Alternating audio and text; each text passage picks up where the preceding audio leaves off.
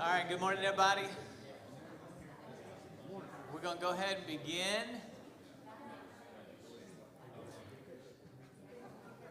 Everybody in the foyer, come on in. We're going to go ahead and start. Or just keep talking. That's fine, too. Whatever you want to do.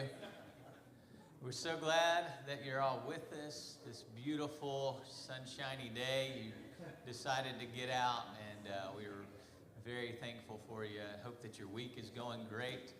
We are bummed that the hayride had to be canceled tonight at the halls. That was a lot of fun last year. I was looking forward to it. I know they were as well, but understandably, we can't go mudding out at the halls tonight. So, unfortunately, that's canceled for this evening. But we have had a lot going on in October, and it's finally wrapping up. And we're going to sit down soon, probably this next week. I'll sit down with the Brittnys, as I call them, and we're going to get together our 2024 calendar. We'll be handing that out to you soon. There's a lot going on in November as well, so grab a bulletin if you haven't. Kind of just glance at that and make sure you stay up to date with everything going on. Today, as you know, is Harvest Sunday. We love this day. We're thankful for this day, that we can focus on our missionaries, that we can pray for our missionaries, we can think about them, and most importantly, we can donate and give to their work. With that being said, we're so glad that the Evans are back. We're so glad that Jay's back. And just talking briefly with them, they had a great trip. And so thankful you are back and safe. We missed you for sure. And Jay's going to say a little bit about his trip today during our worship time, so we look forward to hearing that. We are still in Philippians on Sunday mornings. We'll be in Philippians a little bit longer. We're in chapter 3, and we're going to be looking at verses 12 through 21 this morning. I do want to do a quick pitch for our Wednesday night class. If you are able to be here on Wednesday nights, I would strongly encourage you to be here on Wednesday nights. We have started a new series on communion, on the Lord's Supper, and it's a series, it's a Bible study that we would love for you to be a part of and have input in. I know a lot of you can't be here on Wednesday nights, so you join in via live stream, and that's great. I'm so thankful that you can do that, but if you can be here on Wednesday nights, it's so encouraging for us to see you here, and it's encouraging to have you as a part of the discussion. So let me put that in your ear, be thinking about it, and if you can, we would strongly encourage you to be here on Wednesday nights, because Paul and I are co-teaching a class, and what better to sit and listen to Paul Castleman talk? I mean, that's such a blessing in and of itself. So it's a great series. I'm excited to continue it this week, and it'll go for about 8 weeks. It'll wrap up the year for us, and we really encourage you to be here. So this morning, Philippians chapter 3, verses 12 through 21. We're going to look at some things here. Somebody start us off by reading the verses for us. This is 12 through 14. I don't have all of them up there. Somebody read 12 through 14 for us. Not that I have already attained all this, or have already arrived at my goal, but I press on to take hold of that which Christ Jesus took hold of me. Brothers and sisters, I do not consider myself yet to have taken hold of it, but one thing I do, forgetting what is behind and straining towards what is ahead, I press on to the goal to win the prize for which God has called me heavenward in Christ Jesus. Okay, so we've talked a little bit about this text. I want to flesh it out today and talk more about it now that we've arrived at it. And we're talking about this mindset that Paul has been encouraging in these Christians, that this mindset that he wants to form, and the mindset that he's even striving for. He's not there yet, he says. And so he uses this language like, I haven't arrived at my goal, but I press on. I don't believe that I've taken hold of it yet, but there's one thing I'm doing. I'm forgetting what is in the past, and I'm pressing towards what is ahead. Now, we talked about this, but it's a little strange to read that. It's a little strange to hear Paul say, I'm forgetting what is behind, because what did he just do in previous verses? What did he talk about? His past. And so forgetting here is like, well, if you forgot it, then why are you talking about it? And so there's something about Paul's mindset and the mindset of Christ that has shaped Paul's mindset that we're going to talk about. So Paul, he warns of those dogs, those mutilators of the flesh, those who are still pushing circumcision upon the Gentiles. And then he talks about these kind of people who are going to threaten the message of God with all sorts of other messages.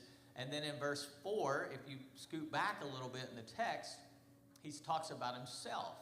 And he says, if someone else thinks they have reason to put confidence in the flesh, I have more. Circumcised on the 8th day, of the people of Israel, of the tribe of Benjamin, a Hebrew of Hebrews, in regard to the law, a Pharisee, as for zeal, persecuting the church, as for righteousness based on the law, faultless.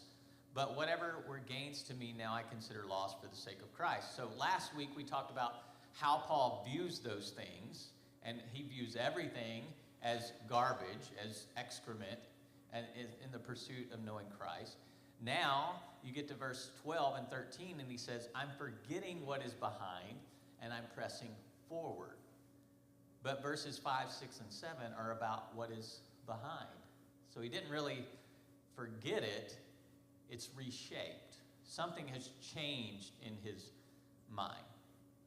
Now, he's saying, when he lays out this list, he's giving certain credentials that he used to boast about, that he used to find his value and his worth in. Notice what he says, circumcised on the 8th day. Now, did Paul do that, or did his parents do that? His parents did that. Yeah, he has no control as an eight-day-old baby to circumcise himself. And he's saying, my tribe had these particular rituals, which my parents even did perfectly. Of the people of Israel, I was of the correct nation, of the tribe of Benjamin. Benjamin is where the king came from. Benjamin was the son of Israel, born of Israel. So he says, even within my tribe, I was at the top. A Hebrew of Hebrews. So he's saying, I wasn't converted into this. I was born into this. Like I'm as Jewish as you can get. Jewish to the bone. In regard to the law, a Pharisee. So he says, when it comes to the laws of my tribe, I was the best. I kept them the best. Nobody does it like me. As for zeal, man, I was persecuting everybody. I was killing Christians right and left. As for righteousness, I'm faultless. Can any of you say that? Like, can you say you've kept the law perfectly? Here, he's essentially, what he's saying is, I was so unbelievably devoted to my tribe and my way of life that I went around and I persecuted people who didn't follow along with what I believed. I persecuted people who aren't a part of my tribe. I actually killed people who weren't a part of my group. He's saying, when they were killing Stephen, you know this story, when they're stoning him, I was there and I was actually taking credit for it because all the credit belonged to me. And so Paul is saying, I'm forgetting what is behind, but I'm pressing forward. And yet he just spent an entire section of this letter retelling what was behind. So essentially what he's saying to them is, I'm seeing my past in a whole new way. When he says forgetting, he doesn't mean forgetting. He means I'm reshaping my past in a whole new way.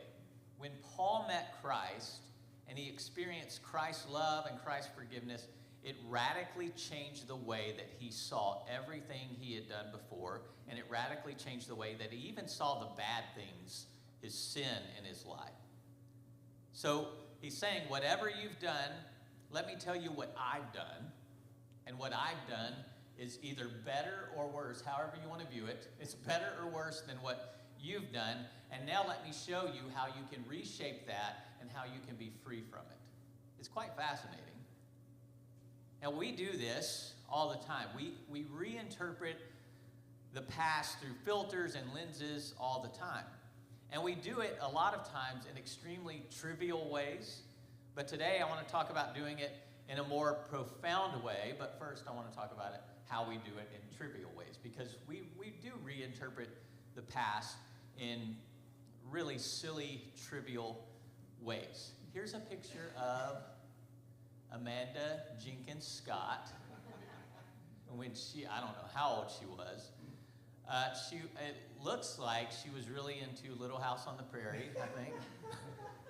Her mom handmade her dresses. Some of you ladies may have worn handmade dresses by your mom. She's just lovely. It does look like Evie, doesn't it? Spot on, I know. Beautiful girl. Thankfully, Evie doesn't wear dresses like this. She would still be beautiful even if she did. But, you know, she's rocking these glasses. She's got this dress, and she went out in public like this at one time. In her defense, she had no say-so in it. If you still dress like this, I'm not knocking you. Sorry if I'm offending you. But, you know, it's a little cheesy, yeah. A little House on the Prairie-ish, okay? So, I'm going to keep going through some slides, and let me just warn you, anything you put on Facebook is up for grabs in sermons, okay? Any pictures that you leave public are up for grabs. And I Facebook stalked several of you this week.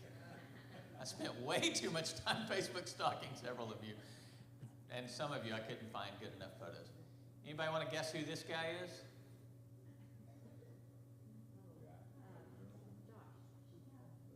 Justin. That's Justin. Business up front, party in the back, right? Right there. The mullet, rocking the... Where is Justin? I wanted to pick on him this morning. Look at the cutoff sleeve, rocking those guns. Man, the mullet. I just love this picture.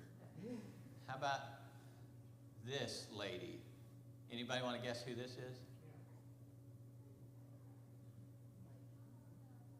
The lady wearing the polar bear on her shoulders and head. Bridget Crooks is who this is. And Bridget's not, I picked people that aren't even here. I was trying to think, who can I pick on that's going to be here? You'll know this one, okay? Rocking the dirty stash. Look at that guy. Rocking the dirty mustache. And then, I don't know. Okay, here we go, yeah. So a few personal examples from our family. I promise I looked hard for more. I was going to keep them going, but anyways. We think about our hair and our style. Think about how we filter the past through different trivial lenses. Have any of you seen the Bad Hair book? Has anybody seen this before? So there's this book. It's a vintage book, obviously, just by looking at the cover of it. You can go through and you just simply look at bad haircuts. I don't know what you would call this one. A bad haircut. Yeah, that's what you would call it. The beehive or something. I don't know what it's called. Any of you ladies ever wear this style? No? You can admit it openly. You don't have to be ashamed of it. Here's some other ones. The bell bottom, possibly? I don't know. Look at those bangs. I mean, that's just amazing. Men, any of you wear this one? My great-granddad rocked this hairstyle with the sideburns connecting to the mustache. Absolutely amazing. What's that? So did Elvis. Yeah, it is an Elvis-style hair. How about that one? The Kenny G, long mullet. I don't know what you call these. I don't even know where to begin with this one. It's like the mullet perm. I don't know. Now, our impulse when we look at like bad hair or ugly dresses or what we wore in the past, we all have these pictures of we go back and we look at how either our parents dressed us or how we chose to dress or how we cut our hair. And our impulse when we look at that stuff is to instantly take from the past and you reinterpret it. Now, we have essentially a sort of a trajectory that we all subconsciously affirm when it comes to things like fashion and haircuts and things like that. We all basically assume that we've progressed, don't we? Like we all basically assume that we've moved forward, that we're in a better spot now than we were then. That's the basic subconscious assumption. We have an assumption that we move forward over time, so when we come across an old picture of ourselves with a dress like, let me get back there, with a dress like, whoa, what was I thinking? We think, I have progressed. I've moved forward. And what's the lens that we filter this stuff through? As soon as I threw this picture up here, all of you started doing this. What were you doing? Laughing. Like, we filter it through humor. That's how we reinterpret the past. Humor is the filter through which we run the past when it comes to fashion, when it comes to hair, and all of these things. So when you look at Justin with a mullet, I think, man, that's funny, but I would really love to see Justin with a mullet again. Once again, I do not want to see Brandon with a mustache again, though. I can tell you that much. Molly, you might, but you don't. Okay. Yeah. So we filter these things through humor, and that's extremely trivial, but we all have an assumption that we are a bit more together than we were back then. We have an assumption that we're moving forward rather than moving backward. Now, in a much more profound and deeper way than that, Paul is doing something similar and yet far more profound. He's taking his most destructive and grievous sins and he's running them through essentially a new lens, which is who? Christ. He's filtering them through Christ. And he's saying, you have to understand, my view was so messed up and it was so distorted. I was going around taking responsibility for the death of people. I was going around ordering the death of people who didn't agree with me. That's how serious it was. I actually let people throw their coats at my feet as a way of giving me credit for the deaths of these people. But now I've met Christ. Now I'm different. And through Christ, I see everything differently. So I can make comments like, I'm forgetting that, yet I still remember it. I'm forgetting it in the ways that I used to view it. Now I'm seeing it in a whole new lens. And he's basically saying, I want you to see, he's writing to this church, I want you to see how massive and huge the grace of God is. How much the grace of God can cover even me. And how big and massive the saving love of Christ is. I see everything in a new way. And the word that he keeps on using is this word phronesis. It's a word that gets used a lot, as you can see throughout the letter of Philippians. And you can kind of see it plays out, and he keeps repeating it. And I'll read a couple of these because I want you to hear how it's used in this letter. Chapter 1, verse 7, he says, is it right for me to phronesis? Is it right for me to feel this way about all of you? So the translators here translate it as feel. Chapter 2, verse 2, then make my joy complete by being like-minded, by being like phronesis. So it's a way of feeling, yet it's a way of thinking. It's like-mindedness. Chapter 2, verse 5, in your relationships with one another, have the same phronesis as Jesus Christ, have the same mindset. Chapter 3, verse 15, all of us then who are mature should take such a view of things, and if on some point you phronesis differently, if on some point you think differently, so what does this word mean? Well, phronesis means a lot of things. It's a pattern of thinking, feeling, and acting. It's a big, encompassing word. So throughout the whole letter, Paul is saying to these people, I want you to come to think, feel, and act in a new sort of way. Oh, we got to go back. Just humor me a second. Anybody know who this is? You're like, why? You missed it. You missed it. I Facebook stalked you. I Facebook stalked Timbo too, but Timbo's still rocking a mullet. How can you? I can't make fun of Timbo when he's still rocking the mullet, you know. Oh, I know it was a thing. I remember it. But you're wearing a polar bear, and I mean, would you do that now? No. See, yeah. Timbo, Justin used to be your twin. I don't know if you knew that or not, but he's not here to defend himself, so we'll keep going. So Paul is saying, I want you to adopt a way of thinking, feeling, and acting. I want your attitudes toward the world. I want your understanding of suffering. I want your thoughts about your past sins, your past failures. I want this all to be reshaped and filtered through the lens of Christ. This is where Paul is moving. He says, I haven't attained it yet. I'm striving for it. And he's pulling these Christians along with them. And what he does in this letter is he shows them what it looks like to reinterpret your past. What would it look like if you could so freely talk about your worst mistakes?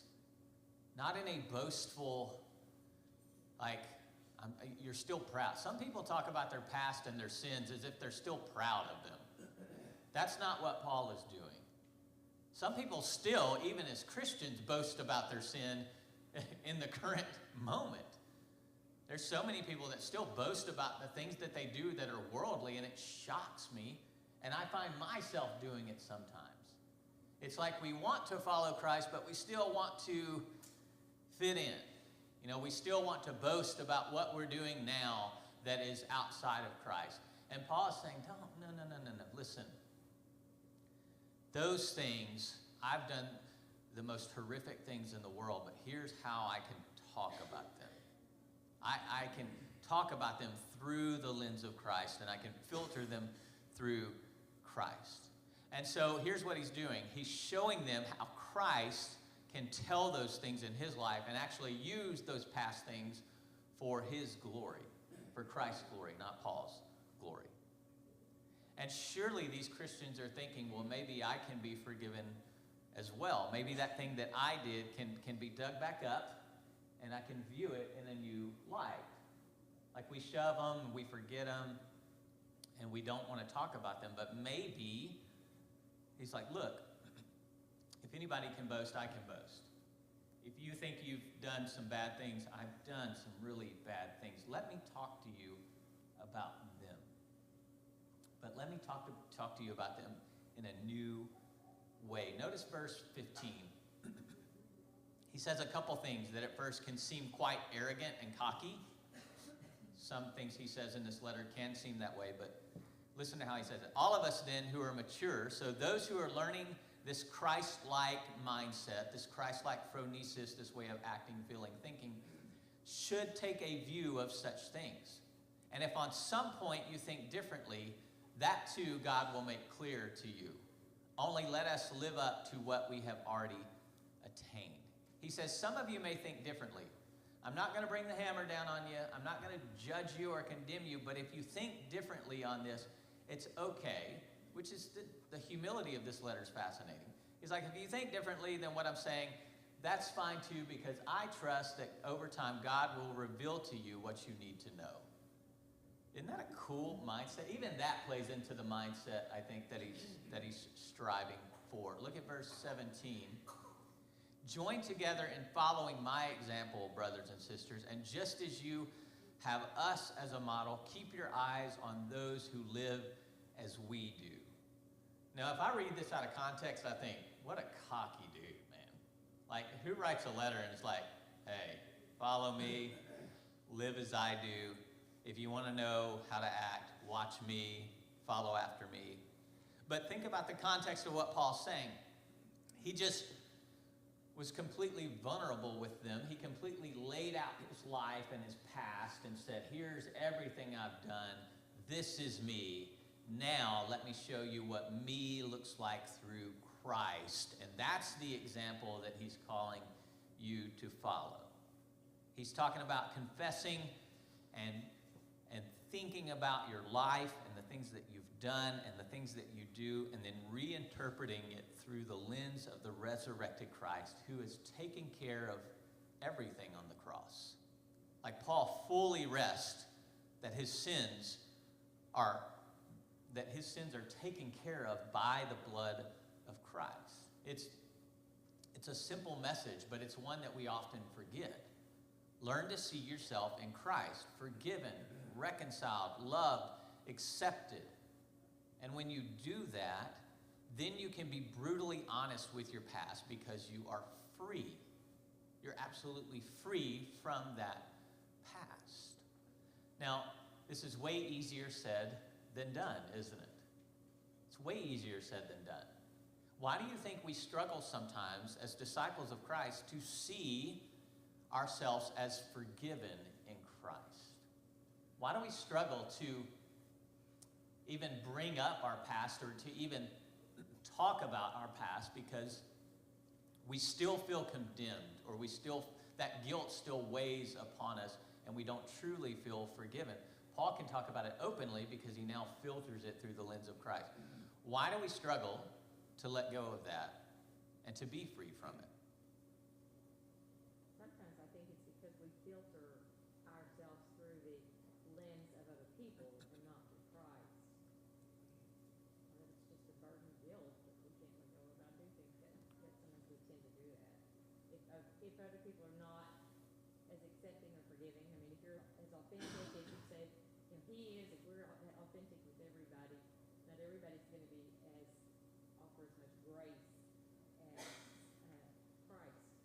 And so I think sometimes we filter it through the few people who won't. Yeah, so we filter it through other people rather than keeping our mind on Christ.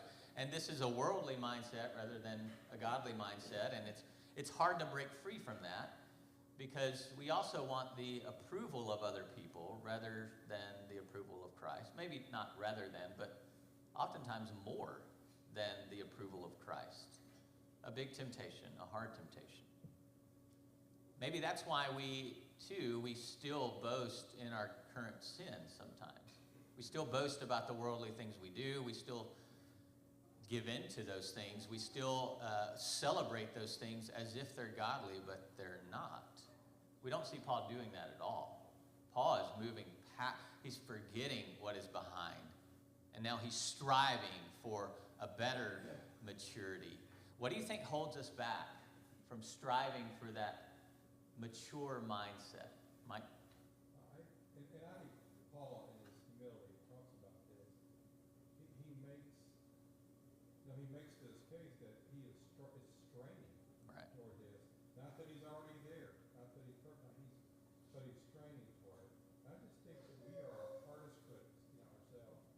We don't want to, or we can't sometimes forget what we've done in the past, and that emotion of guilt is a strong thing, and even Paul is stating that basically. He is straining toward it to forget it, and he's doing it, and he is model, but it doesn't mean he's perfect or has the right. Right. Yeah, you could say, do what I do, but I'm still, and that's exactly what he's saying. You're absolutely right. You can do as I do, but guys, I'm still moving towards it. Not there yet. I think it's even more than something in your past that you feel guilty for. Maybe something in your past that, you live in fear of. And I just think it's a lack of faith. And Satan loves to remind you of it constantly. I mean, and it's, it's subtle. Just you're sitting there and also it's like, why am I dwelling on that instead of Jesus? Right. Because it's just constant reminder from Satan. He knows where you're weak. He knows your past. He just knows, and he's on the attack always.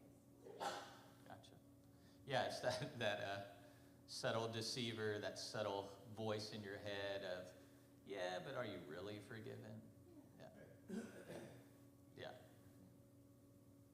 I know that voice, Laura. Know it well. Yeah. What do you think? And then I've got one more big question for you. Yeah, Jay. I was going to say, I think most religion kind of has a culture of perfection, where we think we have to know everything before we can answer it, or we have to live a certain way before anybody will listen to us. And even the Pharisees, Sadducees had the same issues.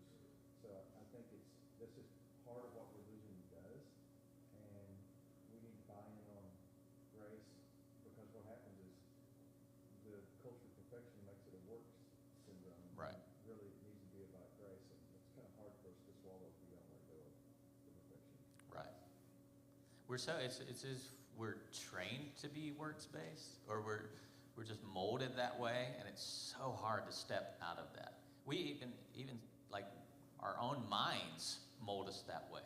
And I think that's why this is adopting a new mindset. It's submitting even the way you think, feel, and act to the Holy Spirit. I need you to transform my mind and the way that I think about myself and think about my past. Extremely difficult thing to do. Yeah. Yeah, even Paul said two buckets is like David. Right. To keep from doing things, Right. falling back into that old pattern. Right. It's just right. That's right, Doug. Yeah. If we as a church family were to receive this letter, now it's always important. I'll remind you of this all the time, but it's so important. The Bible was written for you, but it was not written to you. It was written for you, but it was not written to you. When you study the Bible, you read it as if it was for you, not to you. This was written to a very specific group of people. So just imagine a second. If this was written to you, what would you do in response to this letter? As a body of believers, if one of our elders stood up and read this letter, all right, this is the Apostle Paul. He's in prison. He wrote us this letter. I'm going to be encouraged by this letter tremendously. But what would you do in response to learning about this phronesis and this mind change? And how would you encourage each other in this? So think of this communally. How would we respond to this as a community? My first thought is, Philippi is a Roman colony. They're very proud of being Roman citizens. And Right. even if you're not a retired military guy, everybody in the town is super proud that they're Roman citizens. Right. And yet, kind of the thing that kind of sticks out to me about Philippians is the kenosis hymn, where it shows Jesus and his attitude and his humility. And that's a total paradigm shift. Right. I think that's what I would take to heart. Yeah. So it's there's definitely a lot of pride, a lot of perks with that citizenship. And that's why Paul uses a lot of language that he uses. So it's a complete shift in where you place your treasure, where you place your value, and where you see your value coming from, for sure. And even your image. Your image, yes. The image plays big time into it, Paul. So, he started this church, Mm-hmm. sitting by a river, Right. Lydia. Right. And so we see the progression. Maybe there's kind of like what Jay's talking about there, the idea that pastorally he's trying to get them to see Jesus the way he sees Jesus. And so, Christ is all, that sort of idea, and the things that Jesus did and the things that he's even experiencing for Jesus based on his laboring for the gospel, his ministry, even his prison time. That may be something that they experience, but with Jesus, since he brings a new perspective of life, a better perspective of life, Right. even though you may be going through it because of that, Jesus is still worthy, Jesus is still worth it. Right. And he's always, I hate to make it sound like it's self-help, but Jesus is better Yeah, and than anything. a lot of the letter is him talking about himself and his own life now through Christ. And he's going to hit heavy here on contentment here in the next chapter or so. And so, yeah, it definitely, I would think as a community, it's finding that, it's resting in that. So, Ryan, go ahead. But remember the question, how do we do this as a community? But you can say whatever you were going to, Ryan, but you don't have to answer that specifically. We've talked a lot about individual self-reflection. Right. If this is, to me, coming at us as a community, I think there's a part of where we probably need to look around and embrace that we probably all should forgive each other and move past what's happened Okay. in the past. And as together support one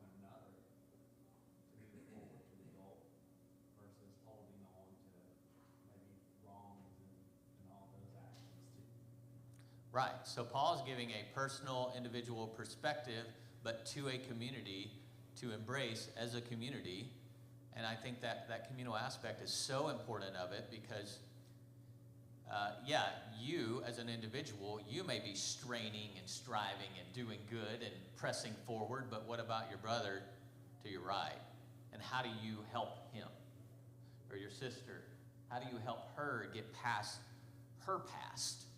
How do you help lift somebody out of a sinful lifestyle as their brother or sister? How do you help propel them forward, and how do we do this as a community, Jay? I was going to say, kind of your point there, I mean, it's obvious, Yoga and Syntyche, there's division in the church. Right. And he's trying to get the community of faith to be about unity. The way he does that is to point back to Christ. Right. Yeah, absolutely. I mean, you just continually point back to Christ, and it's a continual reminder over and over. And it's like, how can I say the same thing 50 different ways? Let me remind you of what Christ has done, Paul. Well, how many things are still vying for our allegiances? You know what I'm saying? Like how many, it's even, I don't know if it's worse, but it's still the same. There are things that are trying to draw us away from who Jesus is. Yes. And what he's done for Paul and us and for them. And Right. so how many of those things are, just who Jesus is, what we think about Jesus, and how we live like Jesus, all those things, all those distractions or whatever it is, nothing's changed. No, absolutely. And, Jay pointing out this is a Roman colony. We live in the new Rome. We live in Rome times 10, the strongest military might that's ever existed. We have we spend more money on our military than the next 10 countries combined. And we don't have an emperor, or we don't have pillars sitting around in a sense, or temples built, but we do in different ways. And things are pulling for our attention. Just the culture that we live in is pulling for our attention. They're different idols, but the idols still exist. And so how do we value our citizenship as much, if not more, than Roman citizens did? How do we pull and encourage each other to adopt that our citizenship is in heaven, that our citizenship is not of this world? It's something that we're cultivating in the midst of this world. Mike? I think to help guard against that is, and Paul makes a statement, keep your eyes on those who live as we do. So we look around and we don't agree with it. We're here and we're together in a lot of ways that are just outside of Sunday morning. And I think that's a constant reminder and help to all of us to be encouraged by being amongst our family that's like-minded and striving. It's a reminder from the world. It's a reminder that's anti what the world's striving for. Right. And so I think all of that and activity into that is part of what we do. It's not just missional to the outside, it's missional to the inside. Absolutely. Yeah. Yeah, great point. And I think when I think about that, it's like as a Christian and as a follower of Christ and as a disciple of Christ, I failed on my own quite frequently. Like I bear guilt, and I think about my past and bear guilt and shame, and I fail constantly. And so as a disciple of Christ, I'm trying to surround myself with people and spend time with people that I see as maturing or as more mature. This goes with anything. When I ride a mountain bike, I want to ride with people that are better than me so that I can learn to keep up with them and get to their level. And once I get to that level, I want to ride with somebody that's better than them. I mean, any discipline, any sport, any discipline, you want to do it this way. And it's similar to what Paul's saying here. Paul's saying, look at me. Keep your eyes on those who live as we do. Surround yourself with people that are going to better you. And Let them help you get to where they are now. They've forgotten the past. They're seeing it in a new lens, even though they haven't reached perfect status. They're not completely mature. Don't you want to surround yourself with people that are striving for this mindset? Like, you just have to. You have to. And as a community of believers, we should be these people encouraging, helping form this mindset and striving and pulling each other. Like, what sin is beating you up that you can surround yourself with people and help pull you out of that? Help you see how God has forgiven you of that and how you can get past it and move on. And then we keep growing together.